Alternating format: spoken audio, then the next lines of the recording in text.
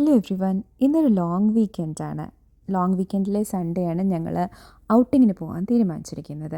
ഇന്ന് ബീച്ചിലും മൗണ്ടനിലും പോകുന്നുണ്ട്. ഫസ്റ്റ് ഞങ്ങൾ വസാഗ ബീച്ചിലേക്കാണ് പോകുന്നത്. വസാഗ ബീച്ച് ഞങ്ങൾ താമസിക്കുന്നിടത്തു നിന്നും ഒരു 2.5 മണിക്കൂറോളം ഡിസ്റ്റൻസ് ഉണ്ട്. ഫ്രണ്ട്സായിട്ടാണ് പോകുന്നത്. പലരും പല സ്ഥലത്തു നിന്നാണ് വരുന്നത്. എന്നിട്ട് ഞങ്ങൾ വസാഗ ബീച്ചിൻ്റെ അവിടെ കൂടും. ലോങ് വീക്കെൻഡ് എന്ന് പറഞ്ഞല്ലോ, അതായത് ഞങ്ങൾക്ക് ഇപ്രാവശ്യം മൺഡേ ആണ് ലീവ്.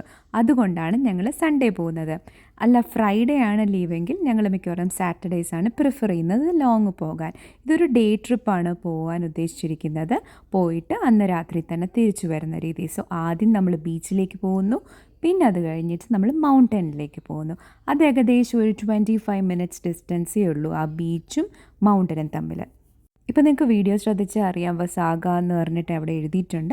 അപ്പോൾ നമുക്ക് അറൗണ്ട് ആ ഏരിയയിൽ നമ്മൾ എത്തി. നമുക്ക് ഒണ്ടാരിയോ പാർക്സ് എന്ന് പറഞ്ഞൊരു വെബ്സൈറ്റിൽ കയറിയാൽ നേരത്തെ തന്നെ നമുക്ക് ഒണ്ടാരിയോയിലുള്ള പാർക്സിൻ്റെയൊക്കെ പാർക്കിങ്ങൊക്കെ നമുക്ക് രജിസ്റ്റർ ചെയ്യാൻ പറ്റും ഓൺലൈൻ. അങ്ങനെ രജിസ്റ്റർ ചെയ്താലുള്ള ഗുണം എന്ന് വെച്ചാൽ നമുക്ക് പാർക്കിംഗ് കിട്ടും. അല്ലെങ്കിൽ അത് ഫില്ലായി പോയി കഴിഞ്ഞാൽ ഇത്രയും ദൂരം നമ്മൾ ചെല്ലുന്നത് വെറുതെ ആയിപ്പോവും. സോ ഞങ്ങൾ എപ്പോഴും നേരത്തെ ബുക്ക് ചെയ്തിട്ട് പോകുന്നു. സോ ഇവിടെ എത്രയോ ഒരു 8 ബീച്ചസ് എങ്ങാണ്ടുണ്ട്. 1 to 6 ബീച്ച് വസാഗയിൽ തന്നെയുണ്ട്. പിന്നെ 2 ന്യൂ വസാഗ ബീച്ചും പിന്നെ എലൻവുഡ് അങ്ങനെ എന്തോ ഒരു ബീച്ചും കൂടെയുണ്ട്. ഞങ്ങൾ പോയത് ബീച്ച് 3യിലാണ്. ബീച്ച് 3 ഡോഗ്സിനെ അലൗ ചെയ്യും. ഞങ്ങളുടെ കൂടെ ഹ്യൂഗോയുണ്ട്, അതുപോലെ തന്നെ ഹ്യൂഗോയുടെ ഫ്രണ്ട് തിയോയും ഉണ്ട്. ഈ വസാഗ ബീച്ച് എന്തോ ഞങ്ങൾക്ക് അത്ര വലുതായിട്ട് അങ്ങ് ഇഷ്ടപ്പെട്ടില്ല.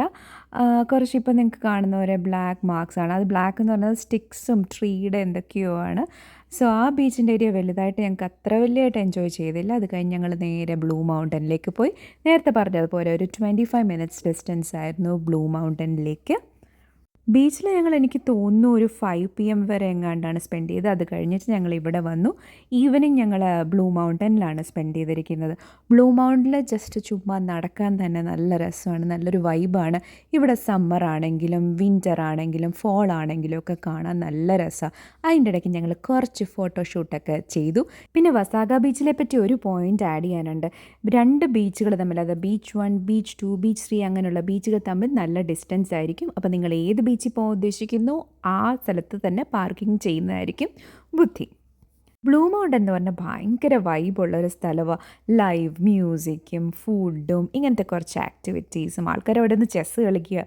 സോ ഭയങ്കര ഇൻട്രസ്റ്റിംഗ് ആണ്. നമ്മൾ മടുത്തിരിക്കുവാണെങ്കിൽ ഇവിടെ പോകുമ്പോൾ നമുക്കൊരു ഹാപ്പിനെസ് കിട്ടും. എനിക്ക് പൊതുവേ ഒരു പോസിറ്റീവ് ഫീൽ കിട്ടുന്ന ഒരു സ്ഥലമാണ് ബ്ലൂ മൗണ്ടൻ. ഇവിടെ കുറേ ഫുഡൊക്കെ എക്സ്പ്ലോർ ചെയ്യാൻ ഓപ്ഷൻസ് ഉണ്ട് കേട്ടോ. ഞങ്ങൾ കഴിച്ചത് പുതീനാണ്.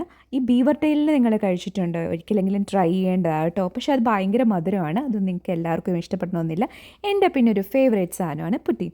ഞാൻ ഫ്രൈഡ് ചിക്കൻ പുട്ടീനാണ് ഓർഡർ ചെയ്തിരിക്കുന്നത്. ഞങ്ങൾ 9 മണി 9:30 ആയെന്ന് തോന്നുന്നു അവിടെ നിന്ന് ഇറങ്ങിയപ്പോഴത്തേനും. നിങ്ങൾക്ക് കണ്ടോ, നല്ല ഫോഗുള്ള രാത്രിയായിരുന്നു. സോ നമ്മൾ ഈ കൺട്രി സൈഡിൽ കൂടെ പോകുമ്പോൾ നല്ല രസമായിരുന്നു. കുറേ വഴി കൂടെ ഇങ്ങനെ ഫോഗ് കാണാമായിരുന്നു നമുക്ക്. നല്ലൊരു എക്സ്പീരിയൻസ് ആണത്. പിന്നെ ലോങ് ഡ്രൈവ് അല്ലേ, ഞങ്ങൾക്കൊരു 2.5 മണിക്കൂറോളം ഉണ്ട് ഇനി തിരിച്ച്. ഇതൊരു കുട്ടി വീഡിയോ ആയിരുന്നു. ഇനി അടുത്ത വീക്കെൻഡ് കാണുന്നവിടം വരെ ബൈ ബൈ, ടേക്ക് കെയർ.